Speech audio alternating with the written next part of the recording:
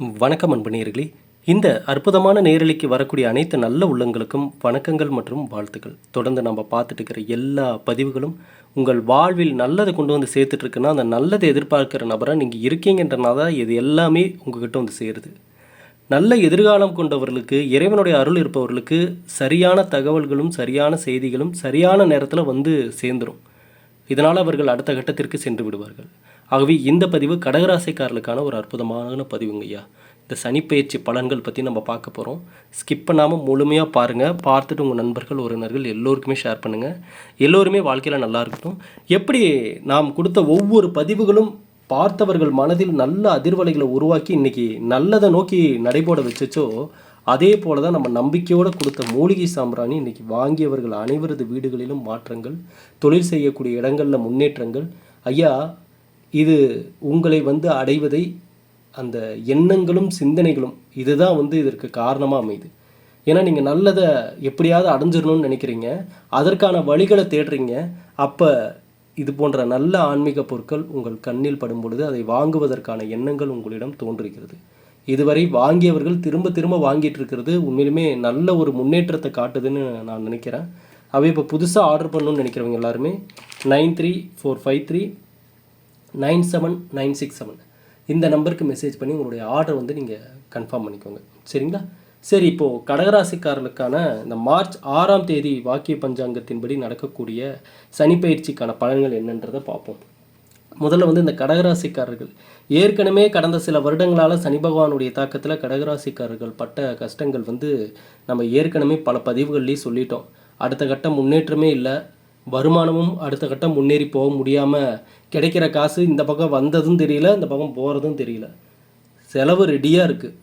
இது போன்ற இந்த இக்கட்டான சூழ்நிலைகளில் தவித்து கொண்டிருக்கும் கடகராசிக்காரர்களுக்கு நிறைய பேருடைய பார்வைகள் இவங்க மேலே இருக்கும். நான் இந்த ராசிக்காரர்களை பற்றி சொல்லும் போதே இதை அப்பப்போ நான் சொல்லிக்கிட்டே தான் இருக்கேன். சொந்த பந்தங்கள், நண்பர்கள் அப்படின்னு சொல்லி வெளியில் நல்லா பேசினாலும் உள்ளுக்குள்ளே இவங்களை பார்த்து பொறாமப்படுவாங்க. ஏன்னா இவங்க லைஃப்பில் ஒவ்வொரு இடத்தையும் அடையிறதுக்கு இவங்க எவ்வளோ பாடுபட்டாங்கன்னு இவங்களுக்கு தான் தெரியும். ஆனால் இந்த வெளியில் இருக்கிறவங்களுக்கு என்ன வேலை? சுற்றி இருக்கிறவங்களுக்கு ஒரு விஷயத்தை அப்படியே ரெண்டாக பேசுறது, 2 விஷயத்தை 4ஆக பேசுறது அப்படின்னு சொல்லி இவர்களை பற்றிய நிறைய கட்டுக்கதைகளை இவர்களை சுற்றி இருப்பவர்கள் பேசுவார்கள். இது இவர்களுடைய காதுக்கு வரும்பொழுது இவர்களுக்கே சில நேரங்களில் இது சிரிப்பை உருவாக்கினாலும் பல நேரங்களில் இவர்களுக்கும் ஒரு கோபத்தையும் மன அழுத்தத்தையும் ஏற்படுத்திடுது. அப்படிப்பட்ட கடகராசிக்காரர்களுக்கு 9ஆம் பாவமான பாக்கியஸ்தானத்தில் சனி பகவான் பயிற்சி ஆகிறார். கடந்த காலங்களில் கடகராசிக்காரர்கள் ஏராளமான தடங்கல்களையும் தடுமாற்றங்களையும் கஷ்டத்தையும் பார்த்துட்டீங்க. இதில் வந்து சில இடங்களில் அசிங்கம் பட்டிருப்பீங்க, சில இடங்களில் அவமானம் வந்து சேர்ந்துருக்கும், தலைகுனிவை ஏற்படுத்தியிருக்கும். கடகராசிக்காரர்களுக்கு அந்த பேர், நல்ல பேர் கெட்டு போயிருக்கும். இது வந்து பார்த்திங்கன்னா சில நபர்கள் வேணும்னே உங்களை பற்றின சில கெட்ட பேர்களை உருவாக்கி விட்டுருப்பாங்க. நீங்கள் பண்ணாதெல்லாம் பண்ணீங்க அப்படின்ற மாதிரி சொல்லியிருப்பாங்க. இதெல்லாம் கடகராசிக்காரர்களுக்கு மிகுந்த மன அழுத்தத்தையும் வேதனையும் கொடுத்துருக்கும். கடந்த சில வருடங்களில் உங்களை சுற்றி இருப்பவர்களுடைய உண்மையான முகங்கள் என்னன்றதையும் நீங்கள் தெளிவாகவே பார்த்துருப்பீங்க. அதனால தான் இன்றைக்கி எல்லாமே ஒதுங்கி கொஞ்சம் நேரம் நம்ம அமைதியாக நிற்போம் அப்படின்ற ஒரு மனநிலைக்கு வந்த கடகராசிக்காரர்களுக்கு இனி இதிலிருந்து மீண்டு வரக்கூடிய ஒரு சூழ்நிலையை இது உருவாக்க போகுது. இது நாள் வரை பட்ட கஷ்டங்கள், வேதனைகள்லேருந்து இறைவன் தற்பொழுது ஒரு வாய்ப்பை கொடுக்குறார். அதாவது நல்ல நிலையில் இருந்து கீழே இறங்கின மாதிரி சில சூழ்நிலைகள் இன்றைக்கி மாறி இருக்கும். இவ்வளோ நாளில் முன்ன இருந்ததுக்கு இப்போ என்னன்னே தெரிலைங்க, அப்படியே கொஞ்சம் சரிவை பார்த்த மாதிரி இருக்குது அப்படின்னு ஒரு மனநிலையில் இப்போ இருக்கக்கூடிய கடகராசிக்காரர்களுக்கு எந்த அளவுக்கு சனி பகவான் கடந்த சில வருடங்களில் உங்களுக்கு கஷ்டத்தை ஏற்படுத்தினாரோ, எதெல்லாம் நீங்கள் இழந்தீங்களோ, நிலையெல்லாம் அந்த எந்தெந்த இடத்துல நிலை தடுமாறி நீங்கள் இருந்தீங்களோ, இப்போ அதற்கு எல்லாமே தக்க ஒரு மாற்றத்தை பார்ப்பதற்கான ஒரு நேரம். ஏன்னா 9ஆம் பாவத்தில் சனி பகவான் இருப்பது உங்களுக்கு அந்த முன்னேற்றத்திற்கான, மேன்மைக்கான அனுகூலத்தை பெறுவீர்கள். இன்னொரு பக்கம் உங்களுடைய தந்தைக்கும் மகனுக்கும் அல்லது தந்தைக்கும் மகளுக்கும் உண்ட இந்த நடுவில் உள்ள ஏதாவது சண்டைகளோ பிரச்சனைகளோ வாக்குவாதங்களோ இருந்தால் அது எல்லாமே சரியாகும். நீண்ட நாட்களாக இருந்து வந்த ஆசைகள் கனவுகள் எல்லாம் நிறைவேறக்கூடிய ஒரு காலமாக இருக்குது. ஏன்னா சனி பகவான் 7 மற்றும் 8க்கு அதிபதி. சனி பகவான் தற்போது 9ஆம் இடத்திற்கு வருவதால் ஏதாவது ஒரு வகையில் ஒரு பாக்கியத்தை பார்த்துருவீங்க, ஒரு மாற்றத்தை பார்த்துருவீங்க. இது உங்களில் ஒரு புத்துணர்ச்சியை ஏற்படுத்தும் உங்கள் மனசில். ஆனால் இவ்வளவு மாற்றத்தையும் பார்க்கக்கூடிய கடகராசிக்காரர்களுக்கு இதெல்லாம் நிஜமாகவே எங்களுடைய லைஃப்பில் நடைபெறுமாங்க அப்படின்னு கேட்டிங்கன்னா, நடைபெறுமா நடைபெறாதா அப்படின்றதுக்கு கேள்வி ஒரே ஒரு விடை வந்து ஒரே ஒரு இடத்துல இருக்குது. அது உங்கள் மனசுக்குள்ளே தான் இருக்குது. ஏன்னா கடகராசிக்காரர்கள்னாவே கடல் கடந்து வேலை செய்கிறவங்க, ஃபாரின் போய் வேலை செய்யணும்னு நினைக்கிறவங்க, தொழிலுக்கான ஒரு நிமிஷம் கூட கம்முனே இருக்க மாட்டாங்க. பெரும்பாலும் பாருங்கள் முருகனுடைய பக்தராக தான் இருப்பாங்க கடகராசிக்காரங்க. எனக்கு தெரிஞ்ச நிறைய நபர்கள் கடகராசிக்காரங்களுக்கு அந்த முருகன் மீது உள்ள பக்தி குறையவே குறையாது. பைக்கில் முருகனுடைய ஸ்டிக்கர் ஒட்டியிருப்பாங்க, பேர் போட்டிருப்பாங்க, கீச்செயின் கூட முருகனுடைய வேல் தான் கீச்செயினாக வச்சுருப்பாங்க. இப்படி திரும்புகிற இடம், போகிற இடம், வர இடம் எல்லாமே முருகனுடைய அருள் இவர்களுக்கு இருந்துக்கிட்டே இருக்கும். முடிஞ்ச அளவுக்கு முருகன் வழிபாடு தொடர்ந்து மேற்கொள்ளுங்க, செவ்வாய்க்கிழமைகளில் மேற்கொள்ளுங்க. நான் வந்து இந்த கடகராசிக்காரர்களுக்குன்னு சிறப்பாக ஒரு வழிபாட்டு முறையை நான் இதுக்கு முன்னாடி கடந்த சில காலங்களுக்கு முன்பு அந்த வழிபாட்டு முறையை நான் சொன்னேன். இப்போ திரும்பவும் அந்த வழிபாட்டு முறையை சொல்கிறேன். இந்த நேரம் அது நல்லபடியாக கை கொடுக்கக்கூடிய ஒரு நேரமாக இருக்க போது. கண்டிப்பாக இந்த பதிவை பார்க்குறவங்க எல்லாருமே ட்ரை பண்ணி பாருங்கள். வாரம் செவ்வாய்க்கிழமையானா சரிங்களா, வாரம் செவ்வாய்க்கிழமைனா 3 செவ்வாய்க்கிழமை தொடர்ந்து, அல்லது 5 செவ்வாய்க்கிழமை, அல்லது 7, 9 இந்த மாதிரி ஒற்றைப்படையில் வர மாதிரி பார்த்துக்கோங்க சரிங்களா. அப்போ 3 செவ்வாய்க்கிழமை அப்படின்னா இந்த 3 செவ்வாய்க்கிழமைகளிலும் உங்களுடைய வீட்டுக்கு அருகில் உள்ள முருகன் கோவிலுக்கு காலையிலேயே நீங்கள் நல்லா குளிச்சுட்டு கோவிலுக்கு சென்று, கோவிலுக்கு போகும் பொழுது இந்த நெல்லிக்கனின்னு சொல்லுவாங்க, மர நெல்லிக்காய் நல்லா பெருசாக இருக்கும், இவ்வளோ பெரிய நெல்லிக்காய் வாங்கிட்டு போங்க. ஒரு 10 ரூபா ஒரு 20 ரூபாய்க்கு வாங்கிட்டு போங்க, போதுமானது, அதுவே போதும். வாங்கிட்டு போய் முருகனுடைய கோவிலுக்கு சென்று அந்த கோவிலில் உள்ள பூசாரி கையில் இந்த நெல்லிக்கனிகளை கொடுத்து முருகனுடைய பாதத்தில் வச்சு பூஜை பண்ணி தர சொல்லி கொடுத்துருங்க. அவர் கொண்டு போய் முருகனுடைய பாதத்தில் அந்த நெல்லிக்கனிகளை வைக்கக்கூடிய அந்த ஒரு நொடி அவர் பூஜை பண்ணுவார் பார்த்தீங்களா, அந்த ஒரு நிமிஷம் அப்படியே உங்கள் கண்களை மூடி ஆழமாக உங்களுடைய நியாயமான கோரிக்கைகள் என்ன என்பதை முருகனிடமும் இந்த பிரபஞ்சத்திடமும் தெரிவியுங்கள் சரிங்களா. இந்த நேரம், அந்த நொடி உங்களுடைய ஆழமான சிந்தனையில் நீங்கள் எதை விரும்புகிறீர்களோ அதை ஈர்க்கக்கூடிய மனிதனாக அந்த நிமிடங்களில் நீங்கள் இருக்கணும். அதாவது அதை பற்றின சிந்தனை ஆழமாக இருக்கணும்னு நான் சொல்கிறேன். வேறு எந்த நெகட்டிவான விஷயத்தையும் யோசிச்சிடாதீங்க, தேவையில்லாமல் எந்த விஷயத்தையும் யோசித்து குழப்பத்தில் இருக்காதீங்க. மன தெளிவுடன் நீங்கள் இறைவன் முன் நிற்கும் ஒவ்வொரு நொடியும் உங்கள் மனதில் தெளிவுகள் பிறக்கணும். நீங்கள் ஒரு இடத்துல உங்கள் மனசை ஒருநிலைப்படுத்தணும். அப்போது உங்களுடைய கோரிக்கைகளை நீங்கள் முன்வைத்து விட்டு மனதார வழிபாடை செய்துவிட்டு, இப்போது அந்த கோவில் பூசாரி வந்து பார்த்திங்கன்னா அந்த நெல்லிக்கனிகளை கொண்டு வந்து உங்ககிட்ட கொடுப்பாரு.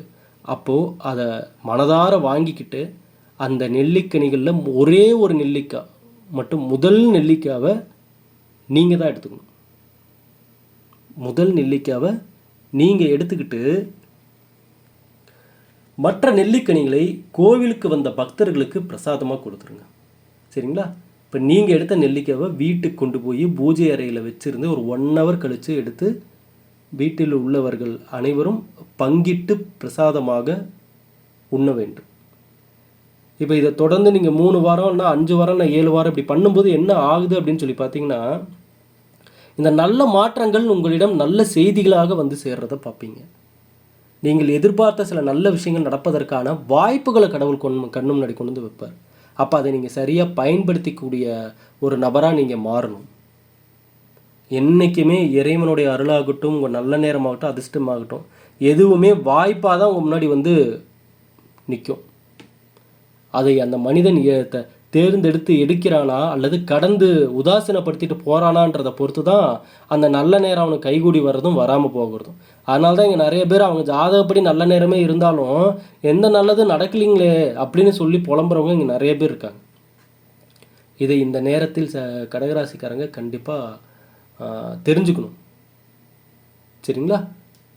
அது மட்டும் இல்லாமல் இந்த வரக்கூடிய காலங்கள் எல்லாமே முடிஞ்ச அளவுக்கு கடகராசிக்காரங்க இந்த வேலைக்கு கொஞ்சம் அலைச்சல் அதிகமாக தான் இருக்கும்.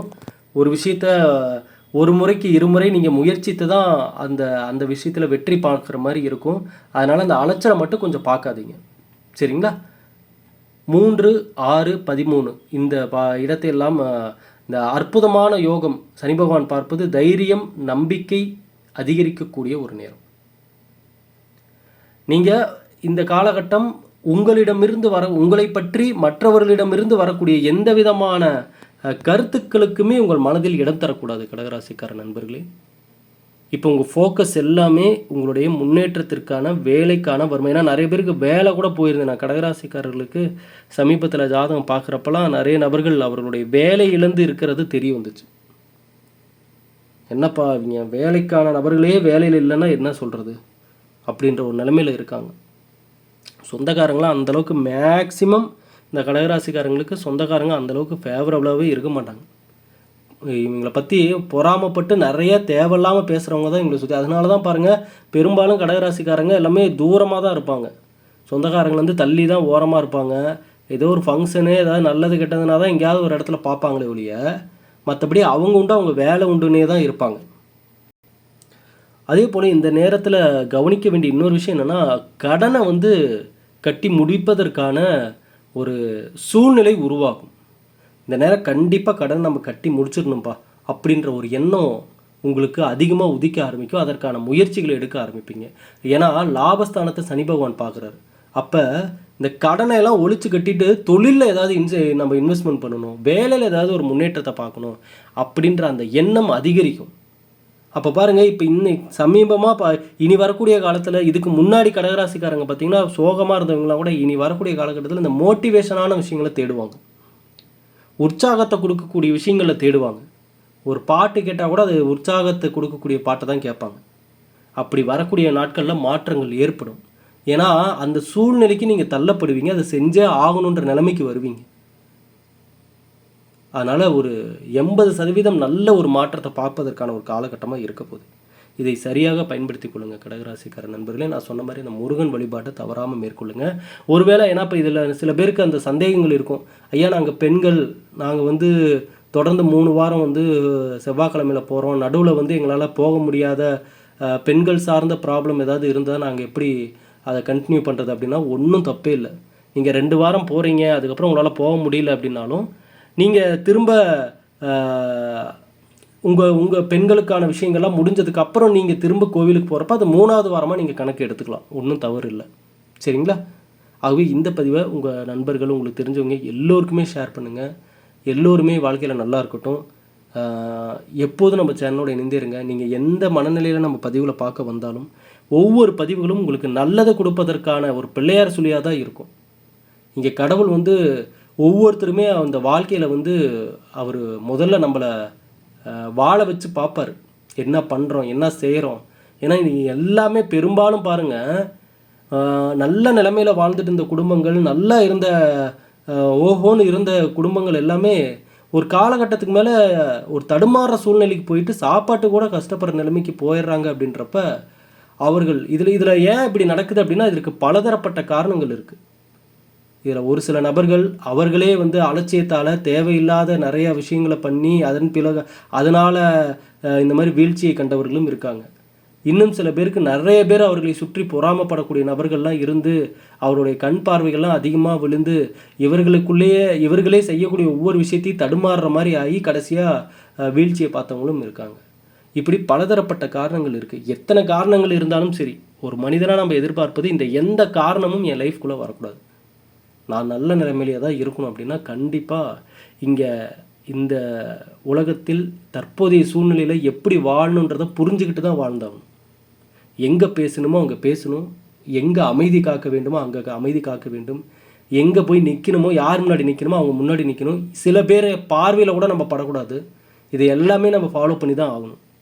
அப்போ தான் உங்கள் கட்டுக்கோப்பான உங்கள் வாழ்க்கைக்கான வழிமுறைகள் தான் தொடர்ந்து கட்டுக்கடங்காத நல்லதை கொண்டு சேர்க்கும். ஆகவே மீண்டும் அடுத்த பதிவில் சந்திக்கலாம் நண்பர்களே. நன்றி, வணக்கம். இனி யாவும் நல்லதே நடக்கட்டும். வாழ்க வளமுடன்.